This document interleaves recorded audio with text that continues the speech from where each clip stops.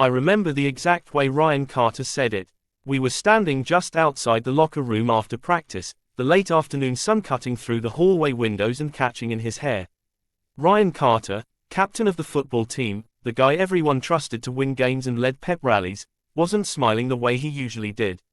His jaw looked tight, his shoulders heavier than they had any right to be after a victory. "Ethan," he said quietly, making sure no one else was around. "Do you want to come to my house tonight?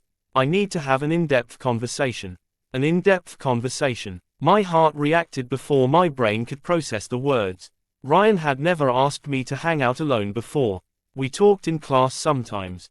We'd shared notes. Once, during practice coverage for the school paper, he'd held my gaze a second too long while answering one of my questions. But this was different. This was deliberate. I swallowed. "About what?" He hesitated, running a hand through his hair. "Just stuff. I trust you." Trust. That word settled somewhere deep in my chest. I'd spent most of high school perfecting invisibility, quiet, observant, careful not to let anyone look too closely. Especially not at the parts of me I worked so hard to hide. My attraction to guys wasn't something I advertised. In a school where football players were practically royalty, secrets felt safer than honesty. And Ryan Carter was royalty. He had the confidence that came from being admired. Teachers gave him extra chances. Students parted for him in hallways. And Lily Thompson was always at his side, bright smile, effortless grace, the kind of girlfriend people described as perfect. They'd been together for almost a year. Homecoming king and queen in everything but title. Which made this invitation complicated. Ryan glanced toward the parking lot where Lily usually waited for him. She wasn't there. He noticed it too, and something flickered across his face, relief or guilt, I couldn't tell. "So," he said, clearing his throat, "will you come?" Every rational thought told me to decline. Going to the football captain's house alone, at night, while he had a girlfriend, felt like stepping into something I might not be able to step out of. But curiosity has a way of disguising itself as innocence. "Okay," I heard myself say. Ryan exhaled slowly, like I'd just lifted a weight off him. 8. I nodded. As he walked away, I tried to convince myself it was nothing. Maybe he needed help with homework. Maybe he wanted advice about college applications. Maybe he and Lily had argued, and he needed a neutral perspective. But deep down, I knew he had plenty of friends closer to him than I was. Teammates who would drop everything for him. So why me? Because I listen, I told myself. Because I don't judge. Because when he looks at me, sometimes it feels like he's searching for something. That thought followed me all evening. I replayed moments I'd dismissed before, the way his hand brushed mine during a handshake that lasted too long, the way his voice softened when we talked alone, the way his eyes seemed to linger when he thought I wasn't paying attention. I told myself it was wishful thinking. Projection. A lonely mind inventing possibility where there was none. But the way he'd said trust didn't feel imaginary. At 7:58, I stood outside Ryan Carter's house, my pulse pounding louder than the distant hum of traffic. His home was exactly what you'd expect: wide porch, warm lights glowing through tall windows, the kind of place that hosted team celebrations and family barbecues. It looked steady, respectable, safe. Nothing about it suggested secrets. I checked my phone, half hoping for a message canceling the whole thing. There was nothing. Before I could talk myself out of it, the front door opened. Ryan stood there in a grey t-shirt and sweatpants, no captain's jacket, no practiced grin. Just him, unpolished, nervous. For a moment, neither of us spoke. The distance between us felt charged, like something invisible had already shifted. "Come in," Ryan said quietly. I stepped inside, and the door closed behind me with a soft, final click that sounded far louder in my chest. Whatever this conversation was, it wasn't casual. And as Ryan led me further into the quiet house, I realized I wasn't just crossing his threshold. I was crossing a line I might not be able to uncross. Ryan Carter didn't take me to the living room. He led me past the framed team photos and polished trophies into the kitchen, where only a single overhead light was on. The house felt unusually still, as if it were holding its breath. No television murmuring in the background. No distant sound of parents moving around. Just the faint hum of the refrigerator and the uneven rhythm of my pulse. "My parents are out," Ryan said, almost apologetically. "They won't be back until late." That information landed heavier than it should have. I nodded, unsure what to do with my hands, my posture, my expectations. Ryan leaned against the counter instead of sitting, like he didn't trust himself to relax. Without the crowd, without his teammates orbiting him, he looked younger, less like a captain and more like a boy trying to say something he didn't fully understand. You ever feel like everyone sees you a certain way, he began, staring at the countertop instead of at me, and you don't know how to be anything else? The question caught me off guard. All the time, I admitted before I could censor myself. Ryan let out a short breath that almost resembled a laugh. Yeah, that's what I thought. He ran a hand through his hair, a nervous habit I'd noticed before but never this close. People expect me to have everything figured out. Football, college, Lily. Her name lingered between us, fragile and unavoidable. It's like I'm on display all the time. I didn't interrupt. He'd chosen me because I listen. I care about Lily, Ryan said carefully. She's amazing. She's kind. She's everything you're supposed to want. His jaw tightened. But sometimes when I'm with her, I feel like I'm playing a role. Like I memorized the script and forgot why I agreed to the part. That confession shifted the air in the room. It wasn't a complaint about a bad relationship. It was doubt, displacement. Have you talked to her? I asked, even though I sensed the answer. Ryan shook his head. I can't. She looks at me like I'm her future. He swallowed. And I don't even know what mine is. He finally looked at me then, and the intensity in his eyes made it difficult to breathe. This wasn't about football. It wasn't about college. It's not just pressure, he continued, voice quieter now. It's something else. My throat felt dry. What do you mean? Ryan pushed off the counter and took a slow step closer. Not enough to touch. Enough to narrow the distance. When I'm around you, he said, each word deliberate, I feel different. The room seemed to tilt. You don't expect anything from me, Ryan said. You don't treat me like I'm supposed to be perfect. And when we talk, it feels real. Not rehearsed. I should have said something neutral. Encouraging, but safe. Instead, I stayed silent, because I needed to hear where this was going. Ryan's gaze dropped briefly to my mouth before returning to my eyes. Sometimes I catch myself thinking about you, he admitted. About conversations we haven't even had yet. My heartbeat was loud enough to drown out reason. That's normal, I managed weakly. We're friends. Ryan's expression softened, almost sad. Is that what this is? The question lingered, daring me to define it. He took another step forward, and now the space between us was charged with something undeniable. I could see the faint crease between his brows, the uncertainty fighting against his usual confidence. I haven't felt connected to Lily in months, Ryan said quietly. I keep telling myself it's just stress. That it'll pass, but it doesn't. He hesitated, and when I think about why, I keep coming back to you. That was the line, the moment where honesty became betrayal. Lily didn't know she was losing him.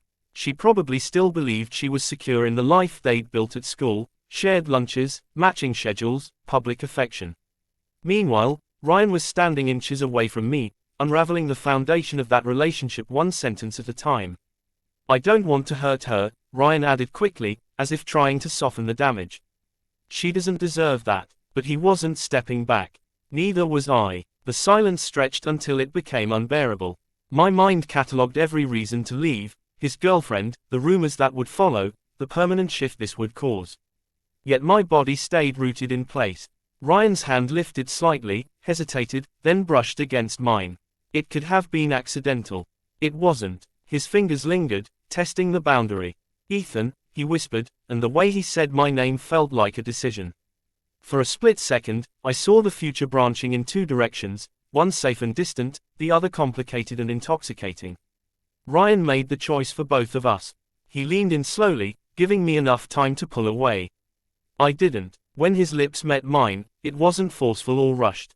It was uncertain, searching, almost fragile. But it was real, and in that quiet kitchen, beneath the hum of the refrigerator and the weight of unspoken consequences, Ryan Carter crossed a line he couldn't pretend not to see. So did I. The morning after Ryan Carter kissed me, the world didn't look different, but it felt unstable, as if something beneath the surface had shifted and only I could sense the crack. At school, Ryan moved through the halls like he always did, confident stride, easy smile, teammates clapping him on the back. If anyone noticed the slight hesitation when his eyes met mine across the corridor, they didn't show it. He looked at me for half a second too long, then looked away first. That restraint told me everything. By lunch, my phone buzzed beneath the table. "Ryan, can we talk later? Not about last night, not about us, just talk." I stared at the message until the screen dimmed. Across the cafeteria, Lily Thompson was laughing at something Ryan had said. She leaned into him naturally, her hand resting against his arm as if it belonged there. He smiled at her, the practiced, public version of himself, but there was a stiffness in his shoulders I hadn't noticed before. I typed back, "Me. Yeah." That single word felt like consent to something bigger than a conversation. We didn't meet at his house again that week. Ryan was careful. He suggested the library after school, then changed his mind and asked me to walk with him to the far side of the parking lot instead. Every decision carried calculation now. "I've been thinking about it non-stop," Ryan admitted that afternoon, his voice low enough that passing students couldn't overhear. "About you, about what it means." "And what does it mean?" I asked, even though my pulse was already racing. He exhaled slowly. "It means I can't pretend anymore." But pretending was exactly what he kept doing. He still sat beside Lily in class, still held her hand at pep rallies, still posted pictures with her online. The difference was subtle but undeniable. He texted me late at night, when the house was quiet and the version of him everyone else knew had gone to sleep. "I feel like myself when I'm talking to you. I don't know what to do. I don't want to lose you." Each message pulled me deeper. Our conversations became routine, stolen minutes in empty classrooms, brief exchanges near the bleachers after practice. Once, when the hallway cleared faster than expected, Ryan caught my wrist and pulled me into the shadowed alcove near the science wing. He didn't say anything at first. He just looked at me like I was something fragile he was afraid to break. "You're not a mistake," he said, almost fiercely. The fact that he had to say it revealed how tangled this had already become. I wanted to believe him. I wanted to believe that what was growing between us wasn't just confusion or rebellion or fear disguised as desire. But every time Lily's name appeared on his phone, every time she wrapped her arms around him in public, the truth tightened around my chest. This wasn't clean. It wasn't brave. It was hidden. One afternoon, I ran into Lily alone outside the auditorium. She smiled at me the same way she always had, open, unguarded. "Hey, Ethan," she said warmly. "Ryan says you've been helping him with English. Thank you. He'd be lost without you." The gratitude in her voice hit harder than accusation would have. I forced a smile, nodding, aware that I was standing inside her trust while quietly dismantling it. That night, Ryan came over again. My parents were out this time, and the reversal of space made everything feel even more deliberate. We sat closer than we had before. The hesitation from that first kiss was gone, replaced with a certainty that felt both intoxicating and dangerous. "I'm going to talk to her," Ryan said, though he didn't sound convinced. "I just need time." "How much time?" I asked. He didn't answer immediately, which was answer enough. Instead, he reached for me again, and I let him. The secrecy intensified the emotion, as if every touch carried urgency. But afterward, when he lay back and stared at the ceiling, silence filled the room in a way that wasn't peaceful. "She doesn't deserve to be blindsided," he murmured. "And I don't deserve to be hidden," I replied quietly. Ryan turned toward me, conflict written plainly across his face. He cared about Lily, that much was obvious, but he was choosing not to let her go, not yet, while still holding on to me. The duality was beginning to split him. It was splitting me too. 2 days later, everything shifted. Ryan and I were sitting on the back steps behind the gym, closer than we should have been, when his phone lit up on the concrete between us. A message preview flashed across the screen before he could turn it over. "Lily, why does Ethan keep texting you at night?" Ryan froze. The air between us hardened instantly. He hadn't meant to leave his phone face up. He hadn't meant for her to notice. But she had. Ryan looked at me, panic flickering behind his composure for the first time since this began. "She's starting to ask questions," he said. And for the first time, I realized the secret wasn't just fragile. It was about to break. Ryan Carter didn't respond to Lily Thompson's message right away. He stared at his phone as if it were a live wire, something capable of detonating in his hands. I watched the confidence that usually defined him fracture into something raw and uncertain. "What are you going to say?" I asked. Ryan dragged a hand over his face. I don't know. That was the problem. He didn't know, and not knowing had become its own form of damage. By the next morning, Lily wasn't smiling. She found Ryan before first period, near the lockers where everyone could see. I wasn't close enough to hear every word, but I didn't need to. Her posture was rigid, her hands trembling despite the way she tried to steady them. Ryan's shoulders were tense, his usual ease replaced with visible strain. At one point, Lily looked past him. She looked directly at me.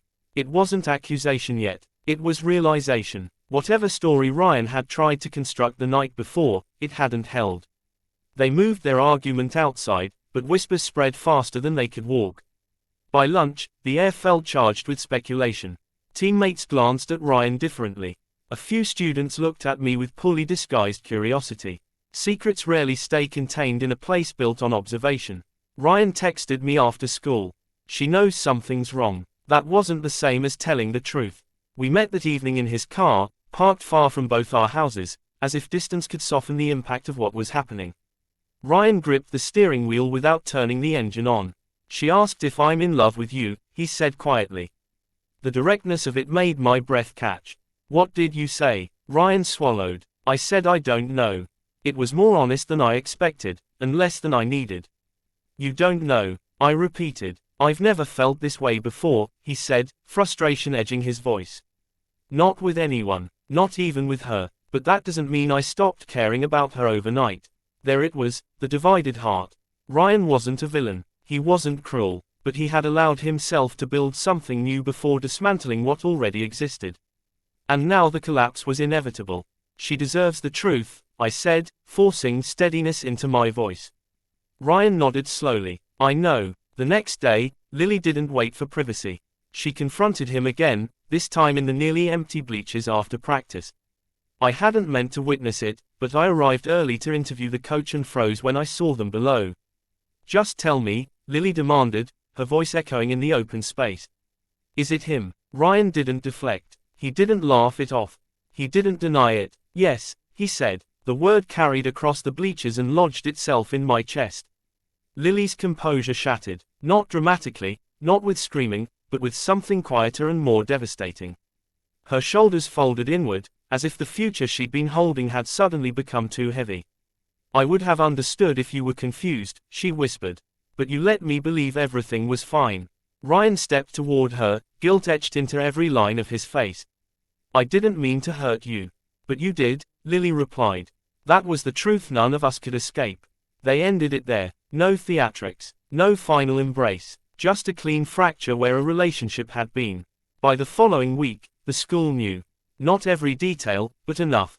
Ryan's image shifted overnight. Some teammates avoided him, others offered awkward support. A few jokes circulated, sharp and careless.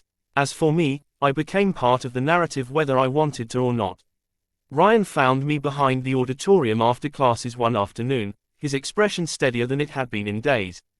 It's over, he said. For real. I searched his face for hesitation.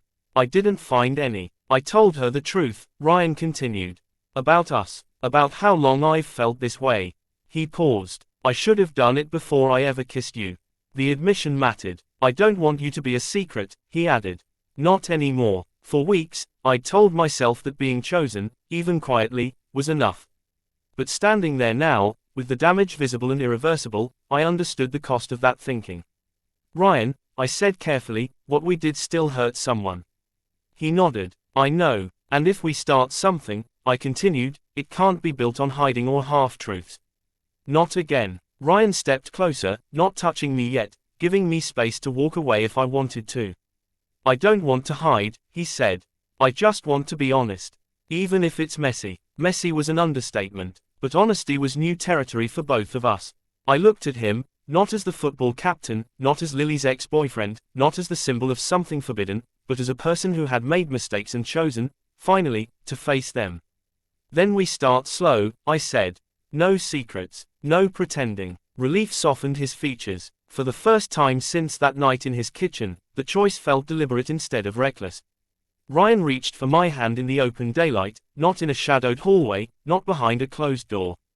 And this time, when our fingers intertwined, it wasn't hidden. It was visible, which meant whatever came next would be real, for better or worse.